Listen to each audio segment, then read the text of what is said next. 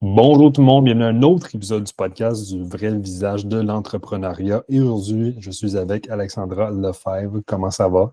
Ça va bien, toi? Ça va super bien, merci. Et Alex, pour commencer, parle-moi un petit peu de toi, ton parcours entrepreneurial, puis après ça, on s'attaque au sujet. En gros, mon parcours entrepreneurial, c'est assez simple. J'ai grandi dans le porte-à-porte. Fait que j'en ai fait toute ma vie, même quand que j'étais un enfant.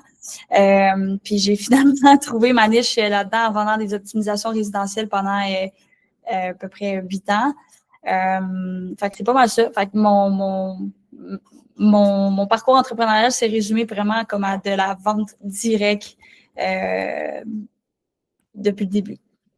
OK. Si on parle de début, on parle de quel âge d'environ, puis qu'est-ce qui t'a amené? C'est tes parents qui étaient déjà un peu là-dedans ou tu avais de l'entourage qui faisait déjà un petit peu.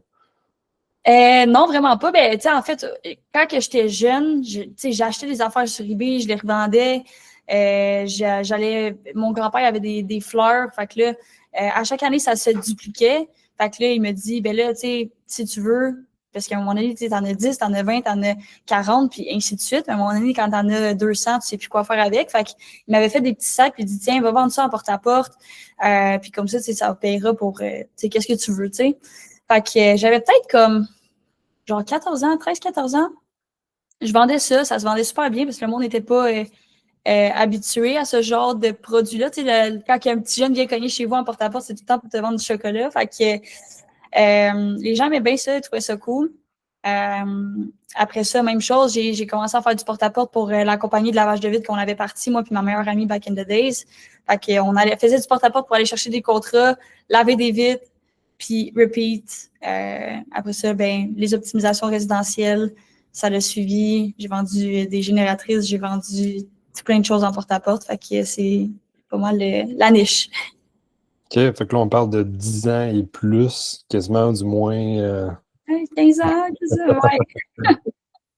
OK, non, c'est le fun, puis je pense que tu sais, ça peut être un beau sujet à s'attaquer parce que je présume que tu dois avoir un peu toutes sortes d'opinions. Le porte-à-porte, c'est pas quelque chose qui est glamoureux, si on peut dire, là. En effet, en effet, ça dépend de quel côté de la perspective tu regardes ça, là, du Mhm. côté du vendeur, du côté du client, là. Ouais, puis comment que tu approcherais ça, mettons, quelqu'un qui voudrait se lancer un peu dans le porte-à-porte? Tu sais, on entend un petit peu de tous les côtés, mais je pense que c'est une façon comme simple et efficace d'être tu sais, directement sur la vente. Tu sais, pour quelqu'un qui a de l'expérience comme toi, quelles sont un peu peut-être, premièrement, les attentes à quelqu'un qui se lance là-dedans ou qu'est-ce que seraient les critères un peu peut-être à avoir?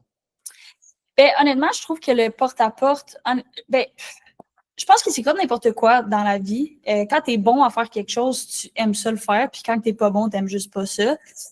Puis le porte-à-porte, ça sort tellement de ta zone de confort pour une personne moyenne que qu'est-ce qui arrive, c'est que les gens, ils sont pas bons tout de suite, jour 1. Fait que vu que ça les met tellement en dehors de leur zone de confort qu'ils sont pas bons, puis que là, ils font face à la réjection, puis les gens, ils vont juste vraiment give up, mais une fois que tu es bon puis que tu commences à comprendre un peu la game, que ça va bien, puis que tu as passé un peu, moi j'appelle ça le shit field, là, les moments où un peu comme quand que tu t'en vas au gym, tu commences à t'entraîner, tu n'as pas aucun résultat, puis c'est sur une longue période que tu en as. Moi, j'appelle ça le shit field.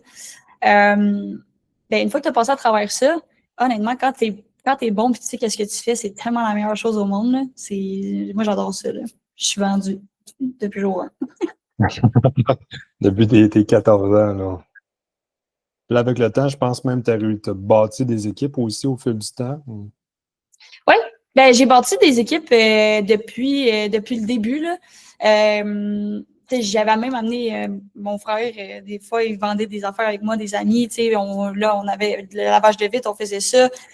J'ai comme compris assez rapidement que à un moment donné, there's so much you can do quand tu es toute seule. La façon de pouvoir comme scale, puis de pouvoir développer, puis de pouvoir faire plus d'argent. On a toutes 24 heures dans une journée. Fait que c'est de déléguer, c'est de grossir, c'est de montrer à d'autres personnes comment faire la même chose. Fait que ça a commencé au début, je te dirais principalement plus dans l'optimisation résidentielle. Fait que tout ce qui était chauffage, climatisation, isolation, on vendait ça.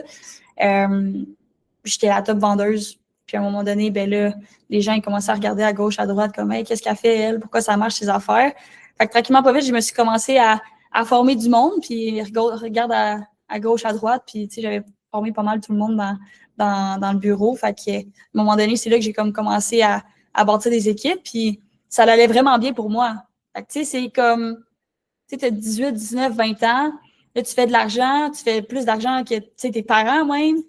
La seule chose que tu as envie de faire, c'est d'amener tes amis là-dedans, là, puis de leur dire comme, hey, c'est malade l'opportunité, viens, je vais te montrer. Puis c'est comme ça que ça a commencé de bâtir des équipes, puis après ça, éventuellement, bâtir un bureau, puis ainsi de suite. OK. Puis comment a été ton expérience aussi? As-tu eu beaucoup, qu'est-ce que, là, on a parlé un peu de passer au travers de la période difficile, mais y a-tu des trucs ou des choses qu'il a fallu, comme tu le répètes souvent aux gens qui se lançaient là-dedans pour qu'ils passent au travers pendant une bonne période? C'est sûr que tu vas tout le temps répéter tout le temps les mêmes affaires, mais je te dirais que le mindset, le porte-à-porte, c'est vraiment une game de mindset. Si tu as un bon mindset, tu vas finir par réussir à un moment donné. Le porte-à-porte, puis la vente en général, c'est un numbers game. Tu peux pas tout le temps perdre. Comme dehors, il fait pas tout le temps soleil, puis il peut pas tout le temps pleuvoir. À un moment donné, le soleil va sortir. C'est comme c'est un numbers game. Puis ceux qui gagnent à la fin de la journée, c'est ceux qui passent à travers toutes les journées de merde, back à back. Puis des fois, ça peut arriver pendant une semaine, pendant un mois de temps. Des fois, c'est un trimestre. Mais ceux qui passent à travers tous ces temps difficiles-là, c'est ceux-là qui vont finir par win à la fin de la journée. Fait que je pense que ça apprend beaucoup de résilience. Ça apprend beaucoup comment gérer tes émotions, comment changer ta perspective puis d'utiliser différentes perspectives pour interpréter certaines situations qui peuvent arriver en général ou t'arriver à toi ou que ça arrive à certaines personnes parce que ta perspective va façonner comment que tu vois la vie, comment tu vois les choses, comment tout ce qui se passe autour de toi. Là. C'est une des raisons aussi pourquoi j'aime vraiment ça le porte-à-porte, c'est que ça bâtit tellement un mental puissant d'être capable de passer à travers des ups, des downs. Ouais.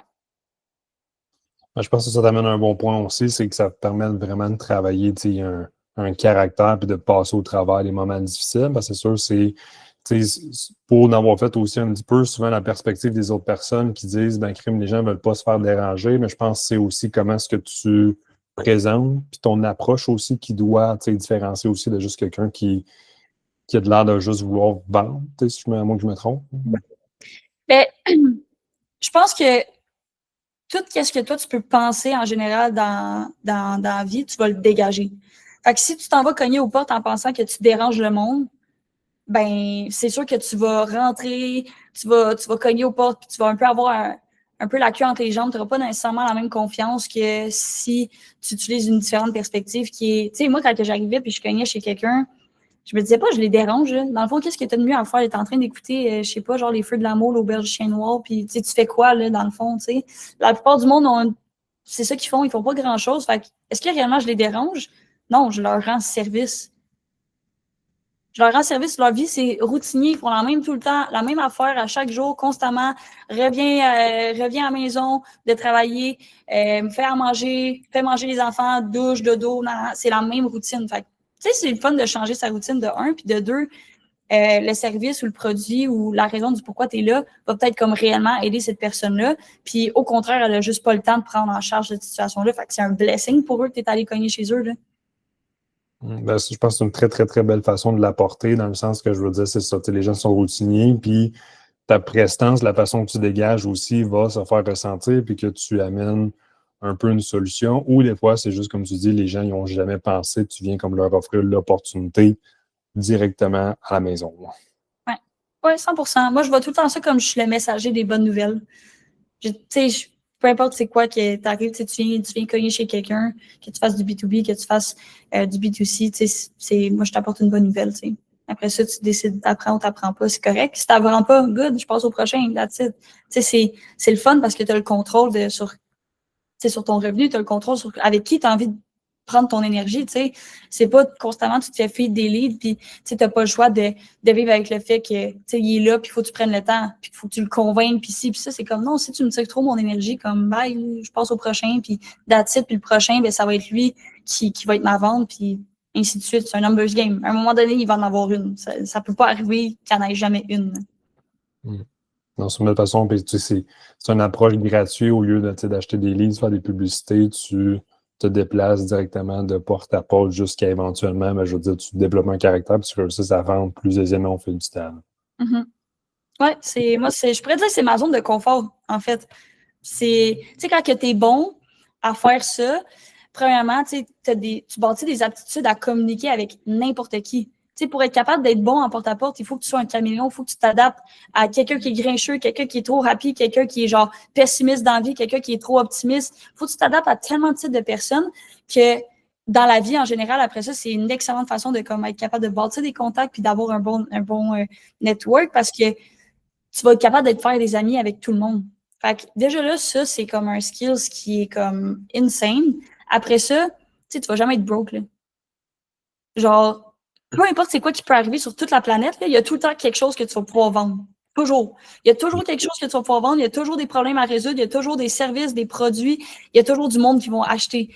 Puis la seule chose, c'est que c'est pas tout le monde qui est willing d'aller pour aller chercher les clients. Le monde attend que les clients viennent à eux. Fait que si tu es capable de passer puis de faire du porte-à-porte puis tu es capable de vendre, ben, tu sais, tu vas jamais être pauvre, là. C'est impossible, là. Tu vas tout le temps trouver une façon de vendre, tu vas tout le temps trouver une façon d'arriver à tes moyens. Comme, je trouve que c'est le meilleur skills parce que ça t'apporte une certitude que, tu sais, tu vas toujours être bien dans la vie, tu sais.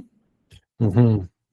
Sinon, c'est un très beau point aussi. Puis, dirais-tu qu'il y a certaines limitations, tu sais, les gens qui se lancent en affaires, tu sais, quel type de business serait peut-être plus à l'aise à faire du porte-à-porte ou quel serait peut-être un petit peu moins? Parce que souvent, on parle de, mettons, beaucoup, tu sais, ce qui était l'optimisation de maison aussi ou lavage de vitres, mais tu sais, je pense que ça peut être plus large aussi que juste ce côté-là. Ben, je pense pas qu'il y ait de mauvais clients ou de mauvaises business ou quoi que ce soit. Je pense plus c'est de regarder c'est quoi les problèmes qu'il y a à régler.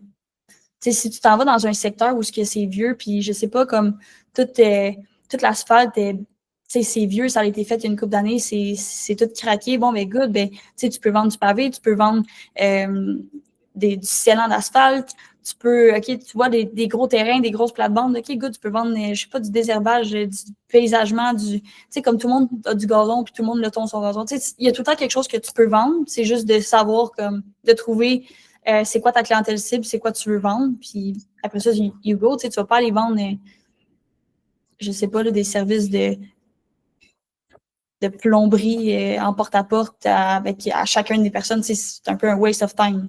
Mais des services comme du tondage de gaz, du tondage, ouais, ça se dit, la tonte de gazon, que ce soit de la toiture, que ce soit tout ce qui est rénovation, tout ce qui est par rapport à une maison ou qu'est-ce qui est par rapport à un service que les gens utilisent, que ce soit, tu sais, je suis pas une bonne cook, là, mais j'aurais une compagnie de meal prep, là, j'irais en porte-à-porte. C'est quoi tu perds? Tout le monde mange. Tout le monde n'a pas de temps, tout le monde veut sauver du temps. Hmm. Tu sais, les opportunités sont partout, faut juste aller les chercher. Puis je pense que le porte-à-porte, c'est ça que ça développe un peu parce que t'as pas le choix de tout le temps être comme quick on your feet. Surtout qu'il y a une petite porte d'entrée, tu rentres dedans.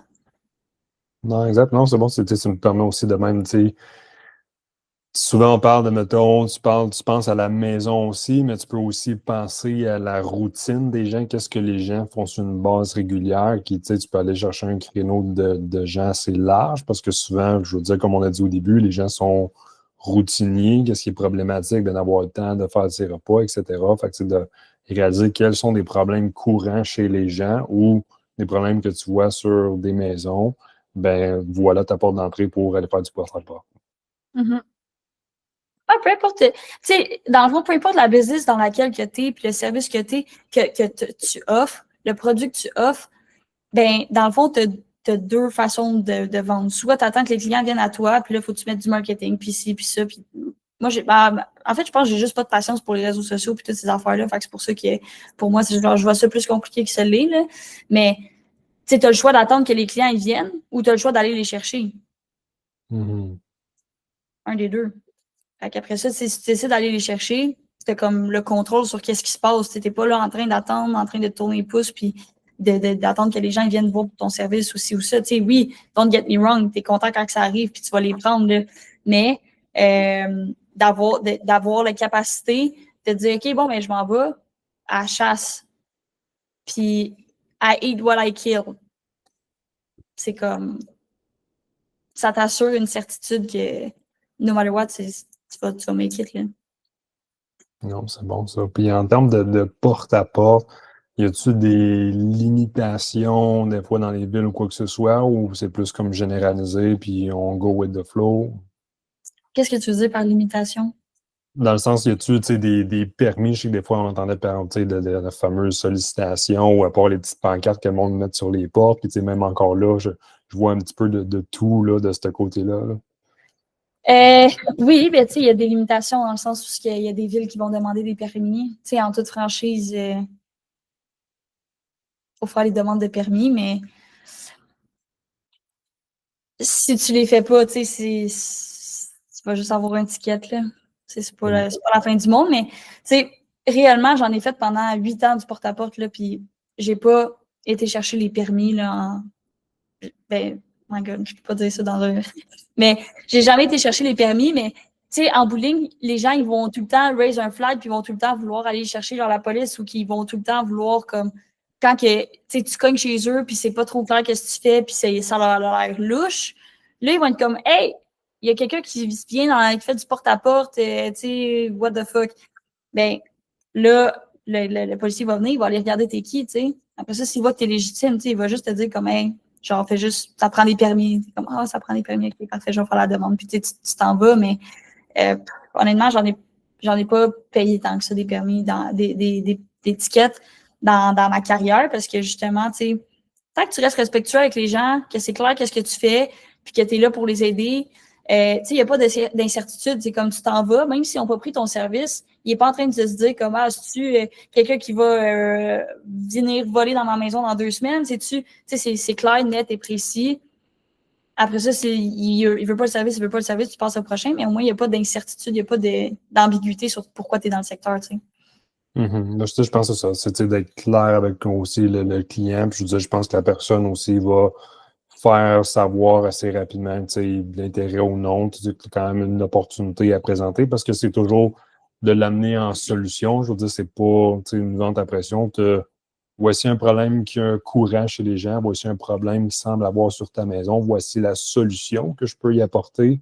Puis à partir de là, oui ou non, une discussion. Fait que, sans mettre de pression, je pense que ça permet d'avoir une voie super simple vers un problème que des fois des gens ne pensent pas ou attendent 3 dernières minutes pour prendre action par la suite.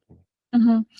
Ben, je pense que l'essentiel, c'est de poser des questions parce que, tu sais, je veux dire, on va pas se mentir, comme le porte-à-porte, si t'es pas prêt à répondre à des questions ou t'es pas... Tu sais, le monde, à première vue, quand tu cognes chez eux, je vois un peu ça comme genre un boxeur qui est comme de même, puis tu sais, il est là, puis il attend, là. Puis la seule chose que lui, là, il sait faire quand tu cognes chez eux, c'est comme, je suis pas intéressé, bye.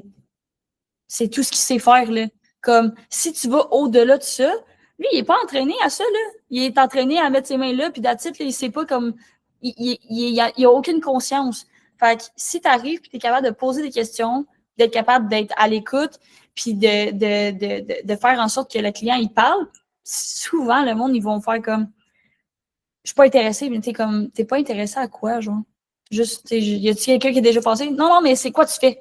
Il dit, t'es pas intéressé, mais il y avait aucune idée qu'est-ce que tu faisais, tu sais. Fait que si t'es capable de passer à travers le processus de poser des questions, d'être à l'écoute, puis de faire en sorte que la personne parle, puis de vraiment comme déterminer est-ce qu'elle a un problème, puis est-ce que je peux l'aider? Tu sais, si elle n'a pas de problème, tu passes au prochain. Si elle a un problème, tu peux pas l'aider, passe au prochain. Tu sais, c'est comme, le but, c'est de poser des questions puis de déterminer s'il y a une vente à faire. Pas de faire une vente où ce qu'il n'y en a pas, là, tu sais. Moi, je pense que les gens se créent beaucoup trop de pensées limitantes, comme on a dit un peu au début, je vais déranger les gens, mais tu sais, autres qui écoutaient Les Feux de l'amour ou Occupation Double, ben, tu sais, est-ce que tu vas vraiment déranger quelqu'un, puis si tu déranges vraiment quelqu'un, ben, la personne va le faire savoir, mais si tu peux par la suite, régler un problème, puis de vraiment, comme tu dis, l'apporter d'une façon, ta prestance aussi, puis la façon que tu dis, ben, regarde, j'ai une solution qui peut réellement t'aider.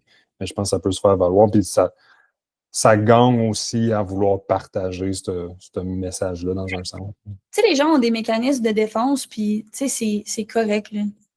Tout le monde a des mécanismes de défense, puis à la fin de la journée, on est drillé toute notre vie à dire non, non, non, non, non, non, non, constamment. Tu demandes à tes parents quelque chose, non, non, non, non, non, non, tout le temps.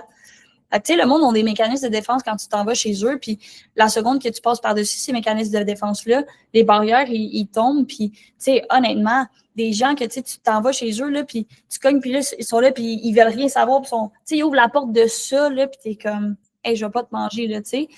Il y a toutes sortes de stratégies pour overcome ça, mais ces gens-là, 6 fois sur 10, 7 fois sur 10, tu vas rentrer chez eux, puis je te jure, là, quand tu rentres chez eux, la garde, elle diminue, elle tombe complètement. Puis tu sais, c'est du monde qui va arriver, ils vont te faire à manger, ils vont te parler de leur vie, ils vont te parler de leurs enfants, de leurs petits-enfants, puis ils vont te parler de toutes sortes d'affaires. Puis tu sais, c'est comme tu fais partie de la famille, là, direct quand tu as mis un pied dans la maison. Fait que, tu sais, les gens, ils ont beaucoup de mécanismes de défense, mais une fois que tu passes par-dessus ça, t'es all good. Puis je pense que c'est ça le secret de faire du porte-à-porte, parce que, tu sais, on s'entend, il n'y a pas personne qui aime ça, être à la pluie, être au froid, être au chaud, puis, tu sais, juste se faire rejeter à la journée longue, là. Je veux dire, on est tous des humains, là, mais à un moment donné, quand tu passes à travers ces mécanismes-là, puis que tu passes par-dessus, il y a tellement, c'est là que le plaisir commence. C'est là, tu sais, le monde, ils vont te donner de la bouffe, ils te donnent des cadeaux aussi, ça. Tu as des bonnes discussions, tu apprends à connaître des gens, tu rentres vraiment comme dans leur univers. C'est vraiment le fun pour ça. C'est divertissant.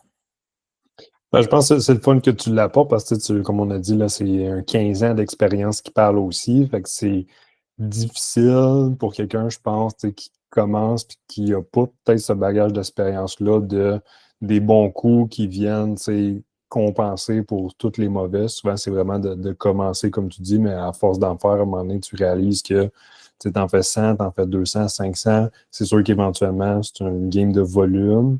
C'est sûr qu'il faut que tu améliores un peu ta présence aussi, mais tu n'auras pas le choix de t'améliorer par force et par volume aussi par la suite. Ben, tu sais, il faut que tu aies du fun aussi, là. Tu sais, moi, j'aimais ça faire rire les clients, j'aimais ça, tu sais, m'amuser. Des fois, j'avais des jeux que je jouais quand je faisais du porte-à-porte. Puis, tu sais, ça rend ça entertaining pour pas tomber justement dans le motion de juste cogner des portes pour cogner des portes. Parce que, tu sais, à un moment donné, on est tous des humains, on a tout un niveau d'énergie. Puis, si tu te laisses affecter par ça, ça va affecter la façon comment tu vas, ta prestance, ça va affecter la façon comment tu vas pitch un client. Mais, tu sais, honnêtement, quand que tu commences à être bon avec ça, puis que tu commences à vraiment avoir du fun à faire ça, puis que t'es pas tout le temps en train de penser à qu'est-ce que tu fais, puis que tu le fais comme littéralement, genre subconsciemment, après ça, tu n'as même pas envie de retourner en arrière. Quand tu es vraiment bon puis tu masters ça, on dirait que peu importe c'est quoi que je m'en vais faire dans la vie, c'est comme, OK, moi, je préfère du porte-à-porte pour ça, ce serait tellement plus simple. Tu sais, tu t'ennuies de ça parce que tu regardes tous les autres jobs, tu sais, le monde, ils sont dans des magasins, ils sont dans des bureaux, sont derrière leur ordi, ils parlent à du monde constamment sur Internet, au téléphone. Tu sais, il n'y a plus de contact humain, mais quand tu arrives, puis toute ta journée, c'est ça que tu as des contacts humains, tu sais, ça fulfill quand même une partie. On est des êtres humains aussi. Là. C'est juste le fun. Tu t'ennuies de ça à un moment donné parce que c'est divertissant. Tu vois tout le temps des choses différentes. Tu vois tout le temps des personnes différentes, des discussions différentes. Tu apprends sur toutes sortes de sujets. C'est vraiment divertissant de ton 9 à 5 dans ton bureau. Là. Non, je pense que c'est ça. Je pense qu'on c'est de réussir à passer au travers des premiers moments qui sont peut-être plus difficiles. Puis après ça, comme tu dis, à force de devenir bon, après ça, à la limite, tu t'ennuies de ça parce que tu sais que c'est une voie qui permet un accès rapide à une relation humaine. Oui. Ben, aussi, une action rapide qui donne accès à de l'argent rapidement aussi. Là. Quand tu es bon, tu peux vendre n'importe quoi. Là. Ah non, c'est très, très, très bien résumé. Puis, mettons, j'aimerais peut-être conclure là-dessus si jamais tu sais, quelqu'un qui se lance en affaires, qui commence dans le porte-à-porte, on a parlé un petit peu au début, mais si on vient sur le point, quel serait comme le meilleur conseil à donner à quelqu'un qui se lance dans ce domaine-là? Dans le porte-à-porte, Exact. don't give up. Je pense que ce serait ça. Ouais. Parce que après avoir coaché peut-être, je sais pas, comme 500 vendeurs, là, si c'est pas plus, ceux qui réussissent, c'est ceux qui ont juste pas lâché. Puis après ça, ça change leur vie forever. Fait que, tout est une question du prix que tu es prêt à payer. Là, si tu veux rester dans ton confort, puis tu es prêt à payer le prix du prochain niveau que tu peux atteindre, puis rester dans ta zone de confort parce que tu veux give up, it's all good. Mais si tu es prêt à payer le prix de sortir de ta zone de confort puis de go out there, même si c'est pas facile, puis même dans n'importe quel job, il y en a des up and down puis que c'est pas tout le temps facile puis ça va pas tout le temps bien, tu vas avoir du succès. Puis après ça, une fois que tu as fait du porte-à-porte, tu peux faire n'importe quoi. Littéralement n'importe quoi. Ton habileté à parler à des gens, ton habileté à résoudre des problèmes, à contrôler tes émotions, à être capable d'avoir des statistiques, de faire des KPI, de bâtir des équipes, de déléguer, d'être capable de montrer à des gens, c'est toutes des compétences que tu as besoin pour n'importe quel business que tu veux partir, que ce soit en porte-à-porte ou pas. Puis je pense que c'est pour ça que chaque chose un peu que j'ai touché qui était en dehors du porte-à-porte, ou même des gens avec qui j'ai des discussions qui ont des business, tu sais, je vois des choses des fois que je suis comme, OK, mais tu devrais faire ça, tu devrais faire ça. Puis quand tu builds une business, tu gères des humains, tu as du leadership, mais il n'y a rien de mieux pour affûter tes couteaux que bâtir une équipe, te vendre en porte-à-porte avec des gens qui sont payés 100% en commission. Là. S'ils ne font pas d'argent, s'ils font pas de vente, ils font $0, puis leur habileté à faire des ventes, c'est s'ils sont capables d'apprendre qu'est-ce que toi, tu vas leur montrer, puis de le mettre en application, tout en restant sain d'esprit là-dedans. Fait que, d'être capable de avoir du leadership, d'être capable de bâtir une équipe qui n'ont pas de salaire, qui n'ont pas rien, puis que la seule chose qu'ils ont, c'est un 100% commission. Après ça, tu peux bâtir n'importe quoi. Là. Et les gens, ils vont te suivre, les gens, ils vont t'écouter, puis n'importe quel moteur de business, c'est les ventes. C'est le mode le plus difficile de vendre, c'est le porte-à-porte, mais c'est le plus simple. Si tu es capable de faire ça, tu es capable de faire n'importe quel type de vente après. Là. Non, c'est ça, c'est de faire ce que les autres sont pas prêts à faire pour atteindre les choses que les gens sont pas capables d'avoir aussi. Fait que... Mais ici, c'est parce que c'est pas dans notre culture de faire du porte-à-porte. Puis moi, c'est ça qui unlock quelque chose, c'est que il y a peut-être ça va faire bientôt une dizaine d'années, mais je me souviens que j'étais allée dans une conférence de porte-à-porte, ça s'appelait le DDTCon. Puis ça m'a mis tellement les choses en perspective parce que moi, à la base, j'étais supposée être avocate, là, j'ai étudié en droit, puis c'est là je m'en allais, tu comprends? Puis j'avais tout le temps vu ça comme si c'était juste une job d'été, puis comme, tu sais, une job-in. Puis à un certain moment, j'ai commencé à faire de l'argent, puis je me voyais pas faire du porte-à-porte. J'étais comme, mais ça fait juste pas de sens. Tu sais, je peux pas faire ça long terme. Puis là, une année de plus, une année de plus, une année de plus, là, tu regardes, là, t'es rendu 8 ans in, puis t'es comme, OK, maintenant, genre, je peux faire une carrière de ça. Mais quand que je suis allée là-bas aux États-Unis, il y avait comme 5-6 000 personnes qui faisaient du porte-à-porte, là, puis qui étaient là. Puis il y en avait de tous les âges, là. Il y avait du monde qui avait genre 18 ans, 17 ans, 16 ans, 15 ans, comme qu'il y avait du monde qui avait genre 50, 60 ans. Puis j'étais comme, oh my God, genre, eux, puis ils étaient fiers de faire ça. Ici, le monde, ils font du porte-à-porte, puis ils ont comme peur de le dire, puis ils ont un peu honte de le dire, puis tu sais, t'es comme perçu comme un peddler parce que ici, tu sais, quand t'es un vendeur, puis quand tu fais de l'argent au Québec, on a une petite mentalité de petit pain, c'est mal vu. Mais là-bas, ils sont fiers de faire du porte-à-porte, comme ils veulent emmener le monde à faire ça. Tous les gens qui sont à l'université, ils font tout ça pendant l'été, ils se claquent des 20, 30, 40, 50 000 de commissions en un été. Après ça, ils s'en vont faire leurs études, puis tu sais, ils restent là, puis après ça, ils reviennent l'été d'après. T'as du monde que ça fait 12, 13, 14, 15 ans qui font du porte-à-porte. Puis j'étais comme, OK, genre, eux, ils font ça depuis longtemps. Ils ont des familles, ils ont des enfants. Ils sont, tu sais, le leverage que ça leur a donné d'être capable de go out there puis aller chercher justement des grosses commissions puis d'aller chercher les ventes à la place que les ventes viennent à eux. Ben, tu sais, après ça, les possibilités sont infinies. Il y en avait plein qui investissaient dans des compagnies, il y en avait plein qui investissaient dans l'immobilier, il y en avait plein qui avaient starté des business, il y en avait plein qui, tu sais, tu as un levier qui est vraiment plus gros parce que t'es pas payé à l'heure. Tu sais, dans le porte-à-porte, 100% commission, OK, tu n'as pas de certitude que tu vas faire de l'argent, right? Mais si tu fais ton 9 à 5 puis que tu fais 20$ de l'heure pendant 20 heures par semaine, je te garantis que tu vas faire genre 130$. Là. Ça, je te le garantis. Tu sais, c'est ça que tu veux faire? Fait que ça apporte une différente perspective. Fait que quand que je suis allée là-bas, j'ai comme réalisé que c'est vraiment juste le Québec qui avait pas une belle mentalité par rapport à la vente, par rapport à faire de l'argent, par rapport au porte-à-porte, par rapport à tout en général. Puis à partir de là, j'étais comme fière de qu'est-ce que je faisais. J'étais comme, ouais, je fais du porte-à-porte. Tu sais quoi, je suis capable de faire comme 5, 10, 15 000 par semaine. Là.